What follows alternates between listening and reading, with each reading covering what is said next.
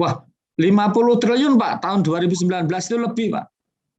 Iya, makanya karena divisinya banyak, bayarnya ke rumah sakit, ke teman-teman dokter itu agak kesulitan, sehingga dibantu oleh bank-bank Pak, istilahnya ditalangi dulu begitu. Nah, makanya dokter-dokter teman-teman saya Pak, satu angkatan itu, mohon maaf waktu itu dia rada gelo. Makanya terus nyanyi BPJS Rasa Telo. Akhirnya kami jadi direktur di sini sama teman-teman, akhirnya kami bikinkan lagu secepatnya, yaitu BPJS Rasa Duren, BPJS keren gitu. Jadi dari Rasa Telo menjadi Rasa Duren gitu Pak. Maksudnya BPJS keren. Nah, apa kerennya? Satu Pak, kami ingin meningkatkan mutu layanan. Jadi BPJS ini sekarang ini teman-teman rumah sakit dokter sudah mulai senyum Pak. Ya, bayangkan kami masuk pertama itu didatangi oleh pengurus rumah sakit ARSI. ARSI itu Asosiasi Rumah Sakit Swasta Indonesia. Disomasi yang ketiga, Pak.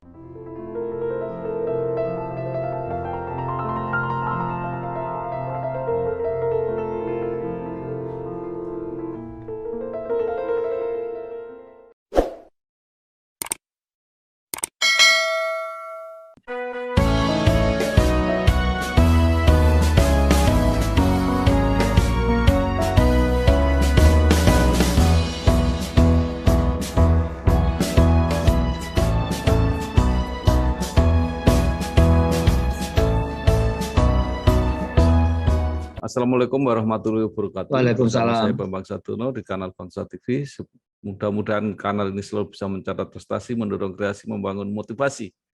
Kami sedang mempersiapkan beberapa video untuk ikut memberikan literasi mengenai asuransi di Indonesia. Saya sekarang sudah bersama dengan Profesor Dr. Ali Gufron Mukti, MSc PhD.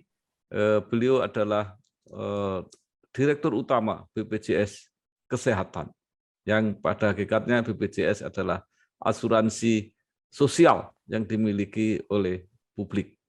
Apa kabar, Prof? Kabar baik, Pak Bambang. Bagaimana? Semoga sehat-sehat semua. Ya, begitu. Saya mau menyampaikan itu.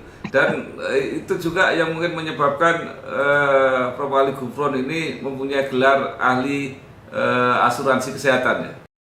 AHK, ya AHK ini jadi di Indonesia ini ada semacam perhimpunan ahli, Pak. Namanya PAMJAKI. Nah, itu mereka mengadakan ujian-ujian kayak gitu yang lulus ya. Itu ada AAAK ya, Ajun Ahli Asuransi Kesehatan, ada yang 2 Ahli Asuransi Kesehatan. Jadi AAK gitu. Nah, tentu waktu kita kembangkan itu pikiran kami adalah bahwa Indonesia waktu itu belum memiliki sistem jaminan kesehatan yang nasional ya. Yang ada untuk pegawai negeri itu namanya Askes atau PT Askes ada ya. Tetapi untuk seluruh bangsa belum.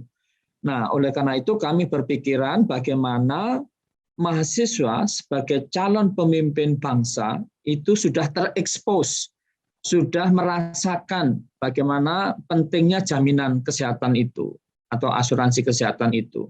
Makanya kami perkenalkan waktu itu ya, dan kita bikin kantor ya, Gajah Mada Medical Center namanya, Pak. Nah, itu didukung dan bayar iurannya melalui ya uang kuliah itu 4.250 waktu itu. Nah, suatu ketika karena ini naik menjadi 5.000, tapi debatnya itu berbulan-bulan, Pak, untuk naik Rp750. Menarik gitu ya. Nah, tetapi tujuan kami adalah bahwa mahasiswa calon pemimpin bangsa itu sudah harus merasakan begitu pentingnya, jangan sampai orang itu sadikin ya, sakit sedikit jadi miskin. Dan waktu itu di Jogja ini ada semacam buku judulnya Orang Miskin Dilarang Sakit. Yang menarik waktu kita dirikan Gajah Mada Medical Center itu ya, kan yang ikut mahasiswa. Nah, biar tidak diprotes, Pak, yang ikut itu mahasiswa baru saja dulu, karena kan ada tambahan iuran 4.250 tadi. Kalau mahasiswa yang lama itu, wah, nanti bisa demo, Pak, bisa protes gitu. Ya itu dulu. Tetapi mahasiswa yang lama juga ada yang datang, Pak, kepingin ikut. Pak, saya ikut, Pak. Loh, kenapa? Saya udah curiga, pasti Anda butuh pelayanan ya. Iya, Pak, baru kecelakaan. Ya udah, ya nggak apa-apa. Tapi sebetulnya nggak, sebelumnya itu ikut gitu. Nah itu kemudian setelah mahasiswa kami diprotes, Pak, sama karyawan. Karyawan tuh protesnya gini, itu mahasiswa baru masuk sudah menjadi peserta GMC, Gajah Mada Medical Center. Kalau sakit udah dijamin. Nah, kami udah bertahun-tahun kok nggak jadi peserta. Akhirnya ya, jadi peserta dibiayai oleh fakultas masing-masing. Gitu. Habis dari situ diprotes oleh dosen, Pak. Dosen lah itu karyawan aja, bukan dosen tetap dijamin. Masa kami dosen tidak dijamin? Padahal sebagai pegawai negeri waktu itu sudah ada asgas, ya. Tapi mereka merasa beda. Setelah dosen, kami kemudian diprotes oleh, akhirnya dosen masuk ya. Nah, setelah dosen diprotes oleh para pensiunan. Nah, itu waktu dosen masih aktif, produktif, dijamin. Waktu setelah tidak jadi dosen, pensiun, sakit-sakitan, malah tidak dijamin. Ini gimana kami nggak dijamin gitu. Lalu ya itu begitu, Pak.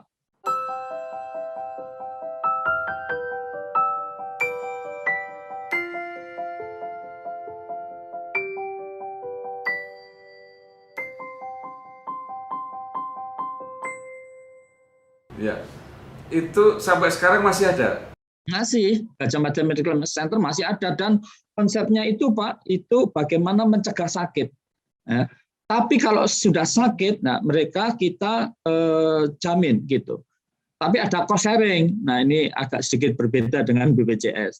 Jadi cost sharing itu maksudnya kita kepingin para peserta jadi dosen dan sivitas akademika mahasiswa itu apa namanya ya concern terhadap kesehatannya, ya. Nah, itu ada ininya, Pak, ada tempat semacam untuk olahraga, untuk senam, untuk ini kita berikan dan bisa dilihat ini di Gajah Mada Medical Center. Dan kami kerjasama dengan Fakultas Peternakan. Jadi kalau nggak pernah sakit kayak gitu ya, nanti kita karena Fakultas Peternakan dikasih susu, Pak. Jadi hasil peternakan di Fakultas Peternakan kasih susu. Nah, obat kita kerjasama dengan Fakultas Farmasi, di akuntansinya dengan ekonomi, dan banyak mahasiswa yang bikin tesis ya, disertasi di situ ya, dan lain sebagainya. Ya, ini rupanya menjadi semacam laboratorium kecil gitu ya sebelum memimpin BPJS yang begitu besar. Waktu itu, Pak, di banyak tempat itu belum ada. Kami akhirnya diminta oleh Sri Sultan untuk membantu mengembangkan di Yogyakarta, Pak. Namanya Jamkesda, sampai sekarang juga masih ada, dan Jamkesda. Nah, akhirnya di banyak daerah di Indonesia itu pada studi banding, Pak. Studi banding di sana melihat, nah kemudian menerapkan, dan dengan adanya jaminan-jaminan di daerah ini, waktu kemudian saya di Jakarta, kemudian di Kementerian Kesehatan diminta menjadi ketua Pokja persiapan BPJS, persiapan implementasi BPJS. Yang waktu itu dua, Pak, BPJS Tenaga Kerja dan BPJS Kesehatan jadi satu. Kebetulan kami ketuanya begitu. Nah, yang di situ ya karena di daerah-daerah sudah ada latihan, jadi gampang. Bayangkan sekarang sudah ada 226 juta peserta, Pak. Kalau Pak Bambang mau menyebutkan sebuah perusahaan yang anggotanya atau customer-nya atau pesertanya itu 200 juta lebih, itu sulit, Pak. Jarang. Ya, ini 226 juta gitu.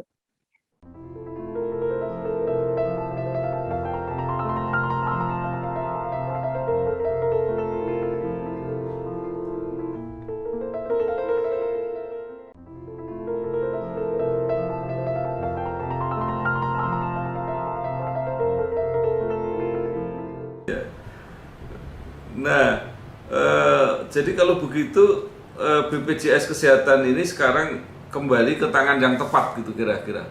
yang Saya mempersiapkan, nggak, yang punya pengalaman. saya nggak bisa bilang begitu, Pak. Tetapi ya kami bersyukur karena sekarang ini, mohon maaf, belum pernah terjadi BPJS Kesehatan ini positif. Artinya itu positif bukan hanya cash flow ya, tetapi aset netonya itu positif.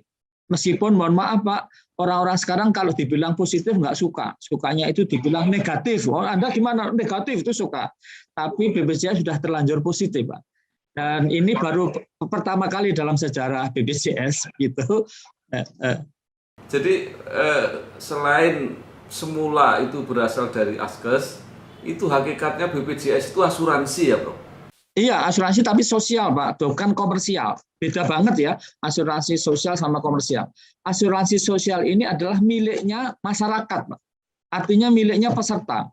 Kalau asuransi komersial ya miliknya perusahaan. Kalau ini bukan miliknya PT Askes gitu bukan. Ya, jadi ini adalah makanya istilahnya itu seperti di universitas kan ada wali amanat ya. Itu yang tertingginya, forum tertingginya atau lembaga tertingginya menentukan rektor gitu ya. Nah, karena diamanati oleh masyarakat gitu. Nah, di sini itu sama diamanati oleh peserta, oleh rakyat yang jumlahnya sekarang 226 juta. Jadi kami hanya mengelola saja, Pak. Tidak boleh macam-macam melebihi apa keinginan dan kebutuhan dari masyarakat atau rakyat, gitu, Pak.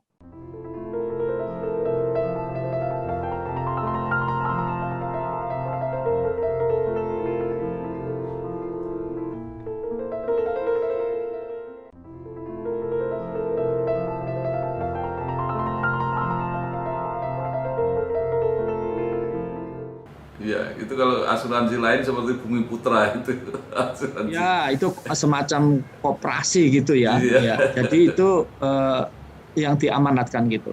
Nah, ini yang menarik tadi menyinggung sudah positif tadi. Berarti Ya, masalah keuangannya sudah ya, apa ya kembali normal. Nah, persoalannya ya. kan ketika sebelum ini kan BPJS itu ya kalau saya menamakan penuh masalah lah ya. Jadi banyak sekali ada defisit sampai 6 triliun, ada. Wah, 50 triliun, Pak. Tahun 2019 itu lebih, Pak. Iya, makanya karena divisinya banyak, bayarnya ke rumah sakit, ke teman-teman dokter itu agak kesulitan, sehingga dibantu oleh bank-bank, Pak, istilahnya ditalangin dulu begitu. Nah, makanya dokter-dokter teman-teman saya, Pak, satu angkatan itu, mohon maaf, waktu itu dia rada gelo. Makanya terus nyanyi BPJS Rasa Telo.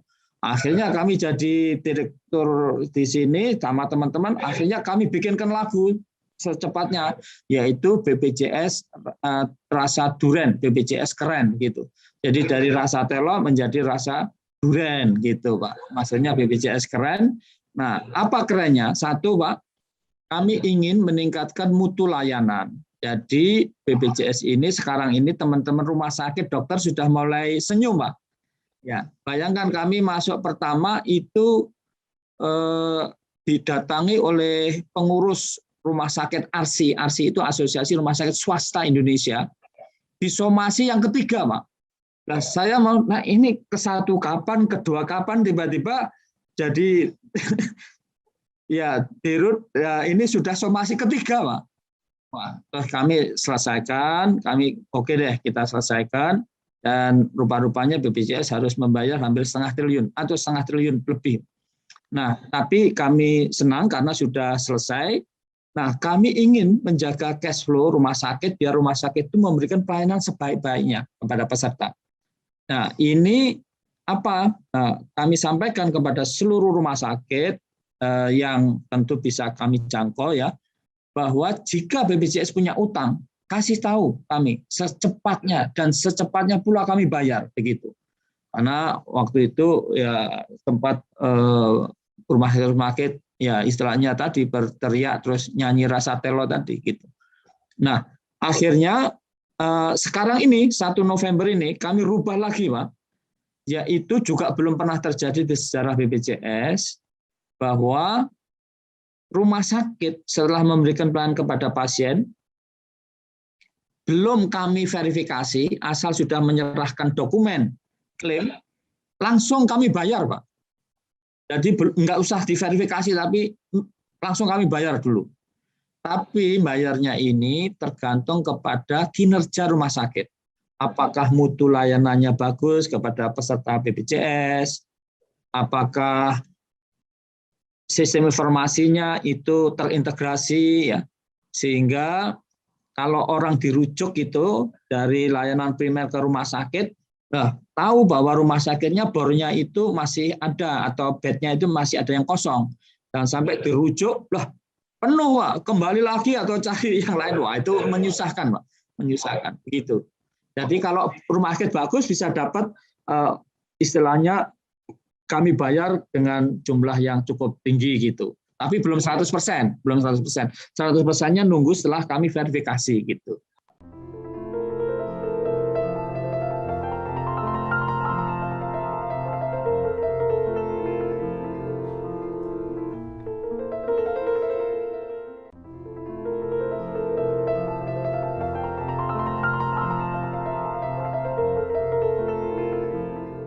Sementara ini juga ada kesan bahwa untuk peserta BPJS itu di nomor 2, nomor 3 kan oleh rumah sakit. Jadi kalau ada yang itu dipilih kalau bisa jangan BPJS, itu sudah berubah sekarang, Prof.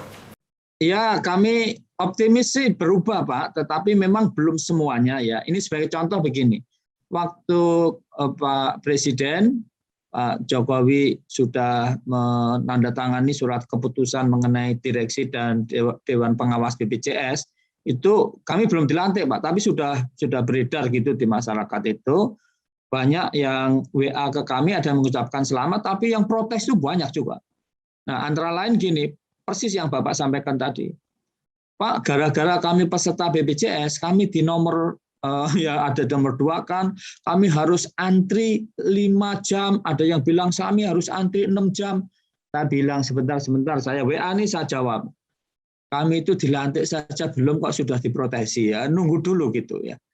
Nah, akhirnya setelah kami kami langsung belum dilantik pun kami udah rapat, Pak. Masa belum dilantik udah rapat dengan para calon direksi waktu itu. Saya sampaikan bahwa kita harus merubah istilahnya kualitas layanan dan harus banyak inovasi, yaitu kita sampaikan antriannya nggak boleh panjang, nggak boleh 5 jam, 6 jam gitu. Caranya bagaimana? Lalu kita setiap ini customer journey di titik-titik itu kita evaluasi satu persatu. Kemudian kita kembangkan sistem informasi, Pak, yang sekarang Bapak boleh coba ya, kalau menjadi peserta download ya, namanya Mobile JKN. Nah, itu bisa kalau mau pelayanan ya ke entah puskesmas atau klinik ya, atau nanti ke rumah sakit. Karena ini saya udah cek, Pak, ke Bali, ke Balikpapan sudah kami cek ya. Nah, itu udah jalan tapi belum semua. Nah, itu bisa di situ saya mau daftar untuk ke rumah sakit atau ke klinik. Nah, lalu muncul di dalam HP-nya itu ya, antrian nomor berapa, kira-kira jam berapa mau dilayani, sehingga nggak perlu lagi menunggu 5 jam, 6 jam. Jadi kalau dari rumah hanya perlu 30 menit, ya kemudian dilayani katakanlah jam 11, ya bisa berangkat jam 10.15 ya, atau ya kayak gitu.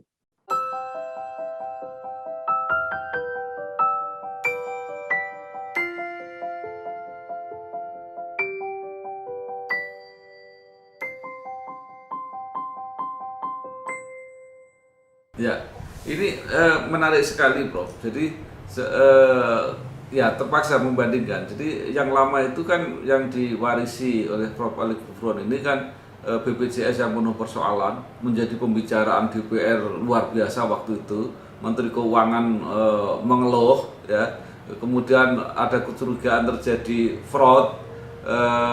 Dan ini pertanyaannya, apa yang terjadi? Karena ketika kemudian ada manajemen baru, kok semua persoalan itu bisa ada solusinya gitu. Nah, itu mungkin sulit ya. Jadi kami nggak suka membanding-bandingkan begitu, Pak. Tetapi yang jelas bahwa kami sekarang sudah mengembangkan satu sistem untuk deteksi fraud dan untuk manajemen fraud. Ya. Yang jelas waktu itu juga memang sudah diprediksi sebetulnya sama teman-teman, kalau iurannya itu memang harus disesuaikan, kalau enggak defisit, Pak. Dan kenyataannya memang di tahun 2019 itu defisit lebih dari 50 triliun tadi. Jadi bagaimana mengatasi masalah kalau defisitnya kurang dari defisitnya lebih dari 50 triliun gitu. Nah, makanya waktu itu kemudian istilahnya dari Kementerian Keuangan, dari berbagai pihak itu, dan kemudian ada keputusan Presiden juga itu untuk menaikkan itu ada Perpres ya, Perpres 64 tahun 2020, ya, ada kehadiran Perpres 29 2019 ya. Yang intinya itu juga menyesuaikan begitu. Nah, di samping itu memang di waktu COVID ini kunjungan ke rumah sakit berkurang. Tapi itu sekarang ini sudah ada fenomena baru, yaitu kembali ke normal begitu. Itu di Ciptomangunkusumo ya Pak, Ibu Direkturnya sudah melaporkan ke kami ya, dan istilahnya rebound fenomenon itu sudah terjadi begitu. Dan tentu manajemen bekerja keras ya, bagaimana membalancekan ya antara revenue dan juga spending gitu.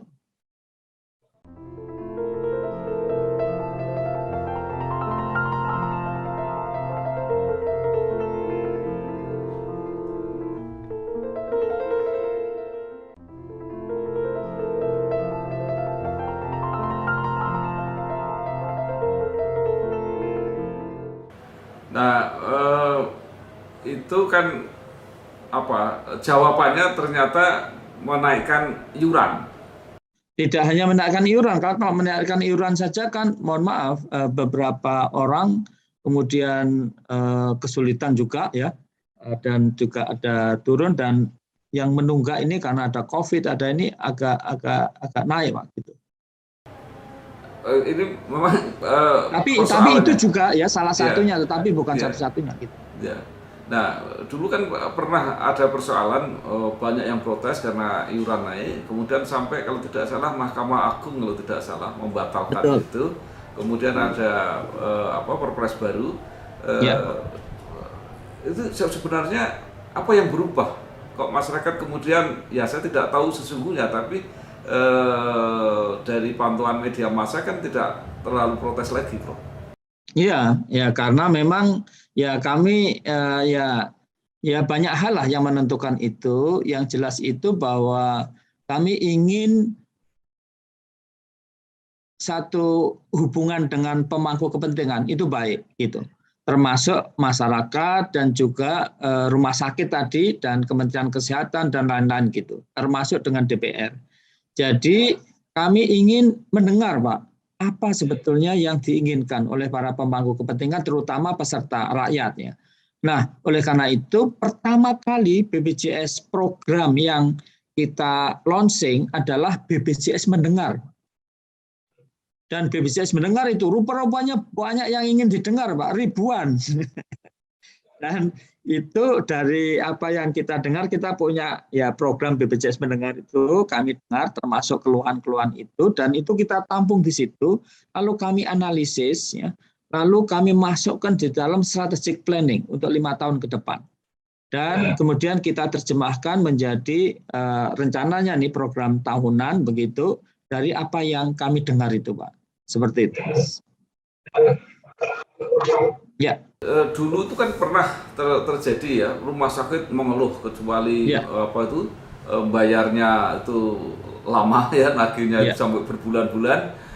Kemudian juga sering menyampaikan bahwa ini BPJS mengurangi fasilitas macam-macam, ini nggak boleh, itu nggak boleh, misalnya seperti itu. Nah sekarang minimal dari segi tunggakan tadi menurut Profesor kan bahkan sebelum itu aja sudah dibayar, tapi yang keluhan pembatasan itu masih ada apa enggak? Ya yang jelas tuh kami jauh berkurang.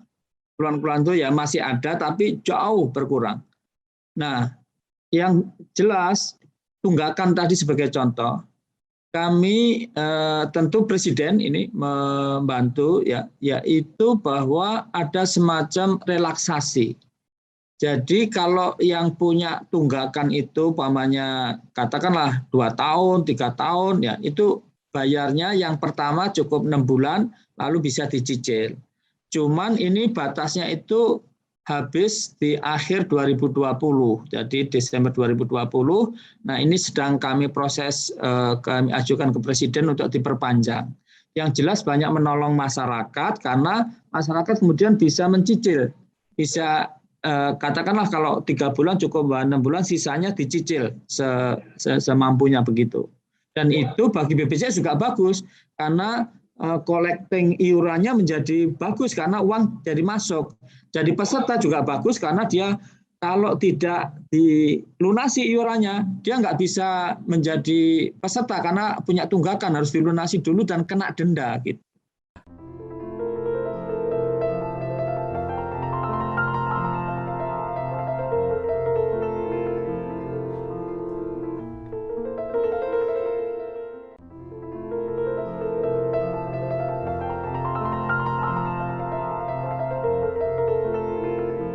Ya, Prof, kalau dari hitung-hitungan iuran ya, juga termasuk memperhitungkan yang tunggakan itu cash flow BPJS aman atau masih perlu subsidi dari pemerintah?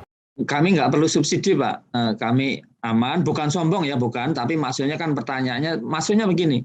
Jadi masyarakat itu asal ini perlu edukasi kepada masyarakat ya, publik bahwa menjaga kesehatan itu penting. Mohon maaf, kalau kita spending ya, mengeluarkan uang untuk rokok, katakanlah ya kepala keluarga atau satu orang itu bisa 150.000 ya sebulan ya. Sebulan atau sehari ya, ada yang sehari. Tapi ya katakanlah sebulan begitu ya. Nah, ini untuk BPJS nggak sampai segitu, Pak. Ya. Ya, jadi tolong kalau untuk mohon maaf, merokok itu merusak kesehatan tubuhnya sendiri sebetulnya. Tapi untuk menjaga kesehatan jangan eman-eman, jangan sayang mengeluarkan uang untuk menjaga tubuh biar sehat, bisa dirawat dengan akses gampang. Nah, itu menjadi peserta BPJS gitu. Ya. Jadi kalau begitu pemerintah itu tugasnya hanya membayar yang apa? Yang miskin atau yang miskin. ini mohon maaf bukan yang miskin Pak, yang tidak mampu. Yang tidak mampu ya. Iya, jadi itu yang tugas pemerintah. Nah, pemerintah tentunya ada pemerintah pusat, ada pemerintah daerah ya. Ya, yang itu cukup lancar atau juga nunggak, Prof? Relatif lancar, Pak. Tapi memang sekarang ini mohon maaf karena data ya. Nah, ini jumlah PBI ini berkurang. Dan diberikan waktu tentu pemerintah daerah terutama dinas sosial untuk bisa memverifikasi dan memvalidasi. Oleh karena itu kalau tidak diverifikasi, tidak divalidasi dan datanya tidak tepat bisa tercoret. Sehingga kalau tercoret ya karena ini jutaan orang ya, itu yang bersangkutan bisa terkejut ya. Karena waktu datang sakit loh, mohon maaf nanti akan dibilang begitu. Bapak bukan peserta BPJS lagi. Loh, lah gimana? Lah itu kalau kemudian dia menjadi, oh kalau gitu saya tak bayar sendiri bikin peserta baru. Itu nunggu 2 minggu. Padahal sakitnya waktu itu gitu. Kan masa suruh sakit, katakanlah hari ini suruh nunggu 2 minggu kan berat gitu.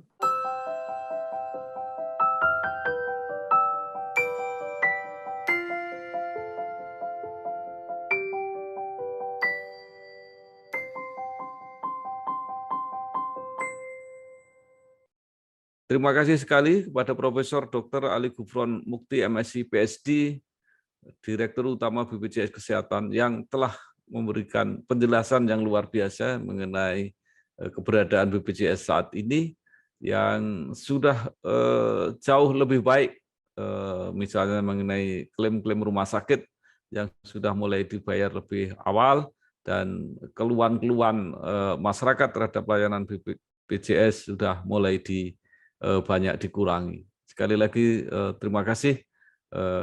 Wassalamualaikum warahmatullahi wabarakatuh.